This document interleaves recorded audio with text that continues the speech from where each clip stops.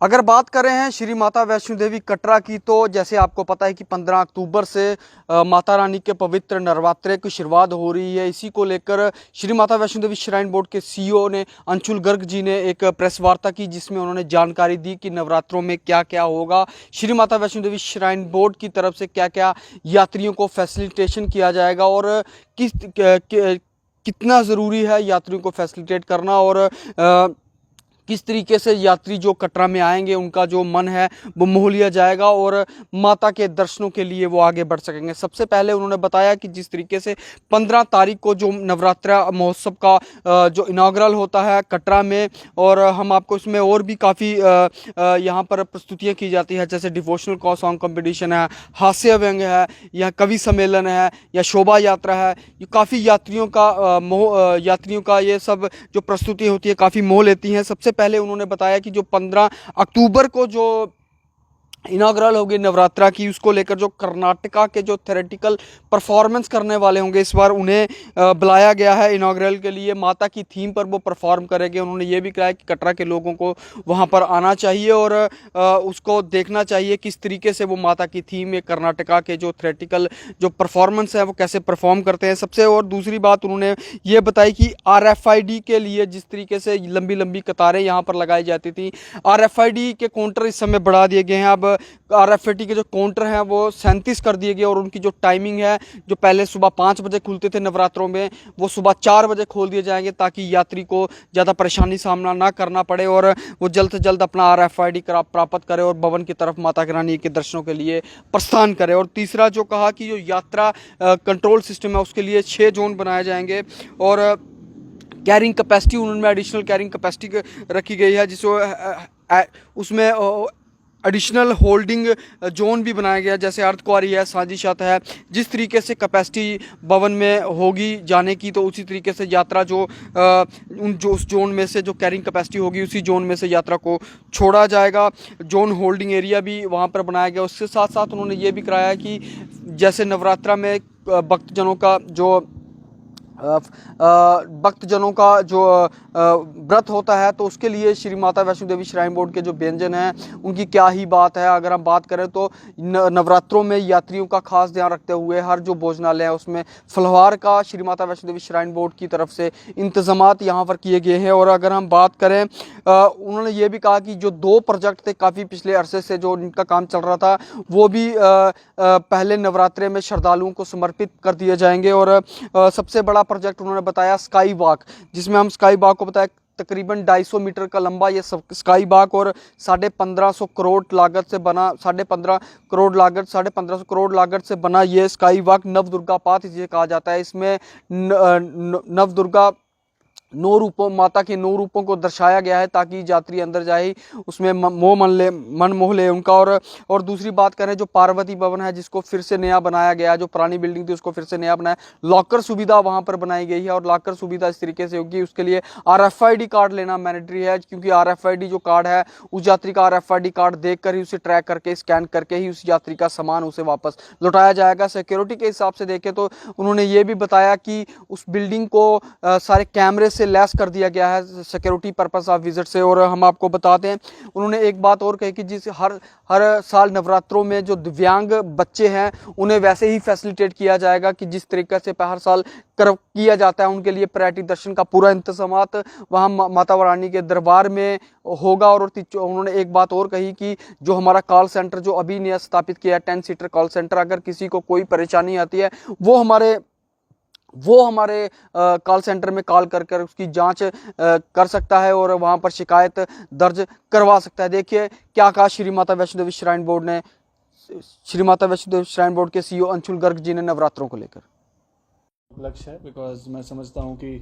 जैसा कि हम सभी लोग खास करके कटरा के वासी हर बार इंतज़ार कर रहे होते हैं शारदीय नवरात्रों का, और हमें उम्मीद भी होती है कि 3 लाख से ज़्यादा श्रद्धालु श्री माता वैष्णो देवी के दर्शन के लिए कई सालों से नवरात्रि के मौके पर तो आते रहे हैं, और इस साल भी उसी प्रकार की तैयारियां बोर्ड की तरफ से की जा रही हैं। तो आप सभी के माध्यम से हम बोर्ड की तरफ से हमारे माननीय उपराज्यपाल जी जो हमारे अध्यक्ष भी हैं उनकी तरफ से भी मैं सभी श्रद्धालुओं को न्योता देना चाहूँगा, इनवाइट करना चाहूँगा कि जो सभी श्रद्धालु शारदीय नवरात्रों में दर्शन के लिए आना चाहते हैं उनके लिए सभी तैयारियां की जा चुकी हैं और काफ़ी तेज़ी से काम चल रहा है। सबसे पहले कटरा की बात करते हैं, क्योंकि एक नवरात्रा फेस्टिवल जो टूरिज़्म डिपार्टमेंट और श्री माता वैष्णो देवी श्राइन बोर्ड के सौजन्य से ऑर्गेनाइज़ किया जाता है, उसके लिए 15 तारीख को इनॉग्रल फेस्टिवल होगा कटरा में। और हर साल की तरह कई सारे जो एक्टिविटीज़ हैं, सांस्कृतिक कार्यक्रम भी हैं, कल्चरल एक्टिविटीज़ हैं, बच्चों के लिए भी प्रोग्राम्स हैं, उन सभी का आयोजन किया जा रहा है। और उसके अंदर जैसे हमारा एक all India devotional song competition है जो योग आश्रम में किया जाता है, उसके बाद शोभा यात्रा कथा है, रेसलिंग है, तो इस तरीके के कई सारे इवेंट्स हैं जो इस नवरात्रा फेस्टिवल का हिस्सा रहेंगे। इस साल इनॉग्रल जो प्रोग्राम है उसके अंदर एक ख़ास प्रस्तुति रहेगी कर्नाटका का थिएटर फॉर्म जो कि यक्षगन के नाम से जाना जाता है। तो उसके अंदर हमारे जो स्पेशल आर्टिस्ट हैं, जो एक्सपर्ट्स हैं, वो कर्नाटक से परफॉर्म करने आ रहे हैं। और ये हमारे ऑनरेबल चेयरमैन साहब की भी डायरेक्शंस थी कि पूरे कंट्री का जो भी अच्छे थिएट्रिकल आर्ट फॉर्म्स हैं उन सभी को हमें लाने की ज़रूरत है, शोकेस करने की ज़रूरत है। तो माता के थीम पर उनकी तरफ से एक परफॉर्मेंस रहेगी हम सभी के लिए। तो उसके लिए भी हम सभी लोग हमारे यात्रियों को, कटरा के लोकल वासियों को इनवाइट करना चाहेंगे कि उसके अंदर भी वो ज़रूर हिस्सा लें। उसके अलावा जो ट्रैक की गतिविधियों की मैं बात करूं तो जो हमारा RFID बेस्ड यात्रा एक्सेस कार्ड सिस्टम है वो पिछले 1 साल से सुचारू रूप से चल रहा है, तो उसको भी हमने कुछ इस नवरात्रि के लिए स्ट्रेंथन किया है। लोगों के फीडबैक के हिसाब से नंबर ऑफ़ काउंटर्स की जो संख्या है वो हमने इस बार बढ़ाई है। तो इस बार तकरीबन 37 काउंटर्स अवेलेबल रहेंगे रजिस्ट्रेशन के लिए। और सुबह 5 बजे की बजाय सुबह 4 बजे से ही रजिस्ट्रेशन की प्रक्रिया शुरू कर दी जाएगी, ताकि किसी को भी लंबी कतारों का सामना न करना पड़े और कम से कम समय में हम सभी यात्रियों को RFID के ज़रिए रजिस्टर करें। हमारी एक कैरिंग कैपेसिटी की रिस्ट्रिक्शन हमेशा से रहती है कि ट्रैक एक फ़िक्स्ड कैरिंग कैपेसिटी है, उसी के हिसाब से रेगुलेटेड वे में यात्रा को कटरा से आगे के लिए रवाना किया जाएगा, क्योंकि कटरा हमारा बेस कैंप है। उसके अलावा कटरा से लेकर भवन तक सभी मार्गों पर हर एक जोन के अंदर क्राउड मॉनिटरिंग रहेगी। हमारे कुल मिलाकर के 6 जोन्स के अंदर पूरे ट्रैक को विभाजित किया गया है और हर एक जोन की कैरिंग कैपेसिटी के हिसाब से ही यात्रा नियंत्रण किया जाएगा। और सभी एरियाज़ में हमने होल्डिंग एरियाज़ क्रिएट किए हैं सभी जोन्स में। और अर्धकुंवारी हो, चाहे वो सांझी छत हो, चाहे वो भवन की मैं बात करूं कि पार्वती भवन है, दुर्गा भवन है, तो एडिशनल होल्डिंग एरियाज़ हमारे पास अवेलेबल रहेंगे। और जितनी भी हमारे पास रियल टाइम मॉनिटरिंग में कैरिंग कैपेसिटी की गुंजाइश होगी, उसी हिसाब से हम यात्रा को अगले जोन के लिए रवाना करेंगे।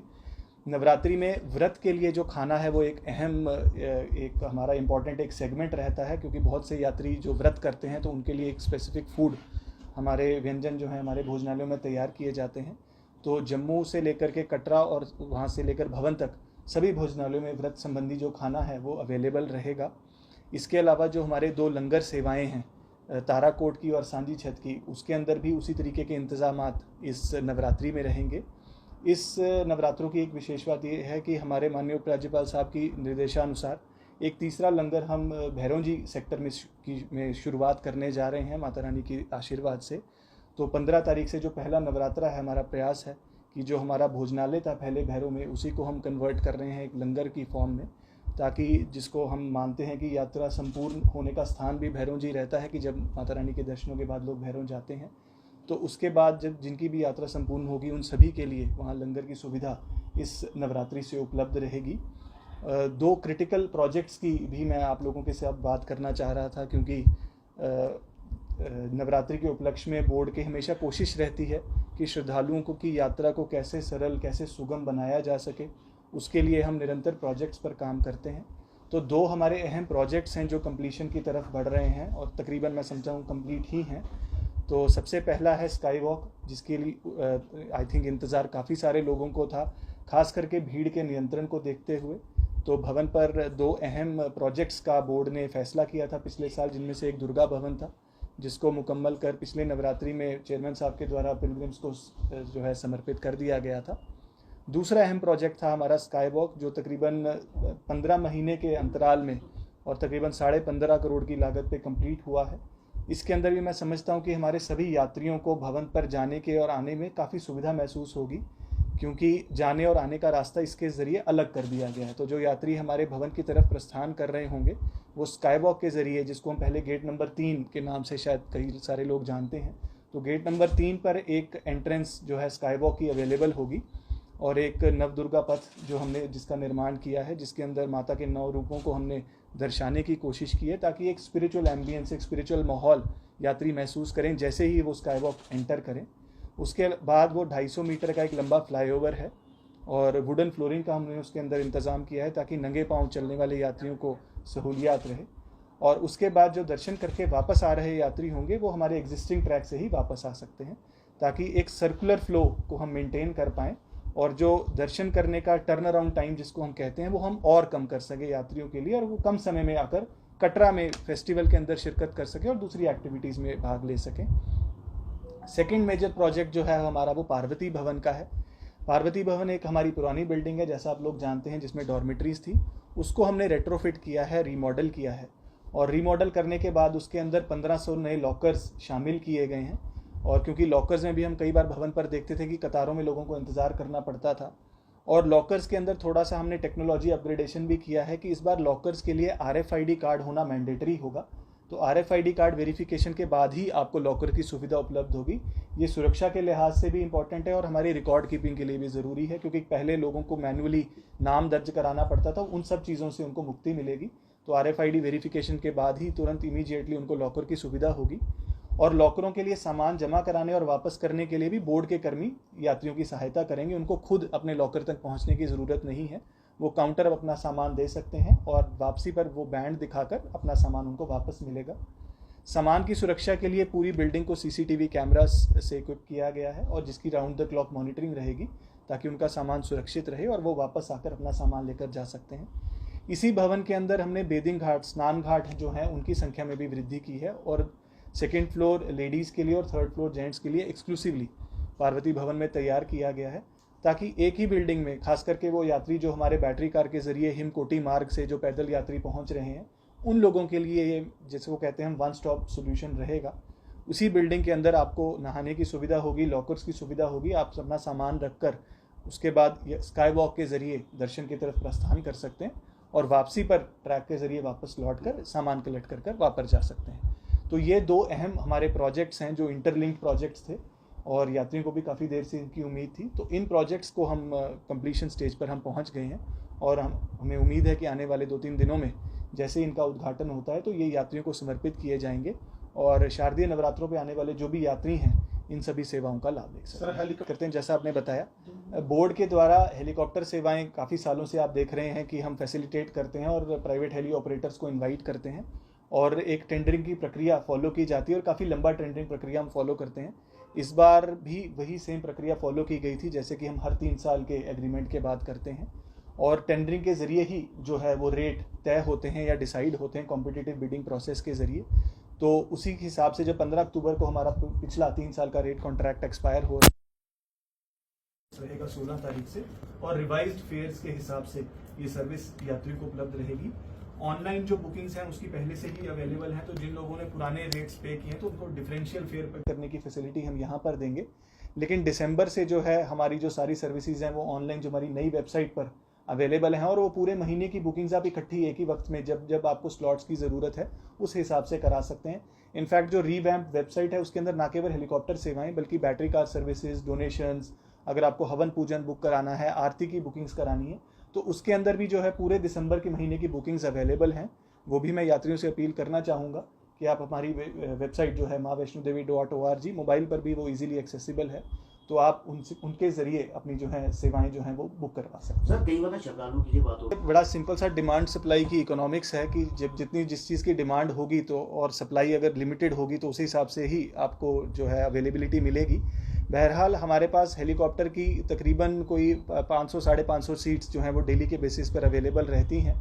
और मैं समझता हूँ कि 2 महीने पहले जैसा मैंने आपको बताया कि बुकिंग्स अवेलेबल होती हैं, तो पहले यात्रियों को ये परेशानी आती थी कि रोज़ उनको एक दिन का चेक करना पड़ता था कि 60 दिन के बाद की बुकिंग आज खुल रही है, तो हर रोज़ सुबह वो चेक करते थे उस दिन के लिए। तो इसीलिए सिस्टम को हमने तब्दीली ला करके पूरे 1 महीने की बुकिंग्स लगातार अवेलेबल हैं। तो अगर किसी को फर्स्ट डे नहीं मिल रहा तो वो सेकंड डे का सिलेक्ट कर सकता है या थर्ड डे का सिलेक्ट कर सकता है। तो मैं समझता हूँ इस फ्लेक्सिबिलिटी से यात्रियों को काफ़ी मदद मिलेगी। देखिए, जो पिछली बार हमने शुरुआत की थी दिव्यांगों के लिए फ्री सुविधा, बोर्ड के द्वारा ही एक निर्देश दिए गए थे कि कटरा से लेकर अर्धकुंवारी तक घोड़े की सुविधा और आगे अर्धकुंवारी से भवन तक बैटरी कार की सुविधा उनको निःशुल्क दी जाएगी।